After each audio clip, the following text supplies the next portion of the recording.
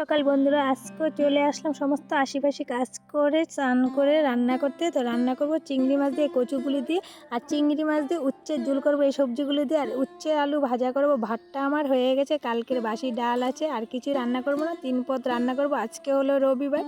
তোমাদের দাদাভাইয়ের আমি বেরিয়ে যাব, কারণ অনেকটাই দেরি হয়ে যাচ্ছে, তাড়াতাড়ি বেরিয়ে যাব। প্রচুর রোদ্র উঠছে, আর 2 সপ্তাহ ধরে তো আমরা যাই না, তার জন্য আজকে তাড়াতাড়ি যাব। মালগুলো কিন্তু আমি রাত্রেবেলা কালকে ব্যাগ ট্যাগ গুছিয়ে রেখেছি, আর তোমাদের দাদাভাই ওখানে গাড়িটা সাজাবে। তো আর মা এদিকে আমমুড়ি খাচ্ছে, সাথে আমার ছেলেটা ওর বাবার সাথে গাড়িটা গুছাচ্ছে, কারণ আমি এদিকে রান্না করছি। তো রান্না আমার কমপ্লিট হয়ে গেছে। এবার আমরা খাওয়া দাওয়া করে থালা বাসন দিয়ে তোমাদের ভাইয়ের ভাতটা বেড়ে নিচ্ছি, কারণ ও দুপুরবেলা খাবে। আর ওর জন্য ভাতের সাথে একটু পেঁয়াজ নিয়ে নিলাম, নাহলে ও খেতে পারবে না, ওর ভালো লাগে না।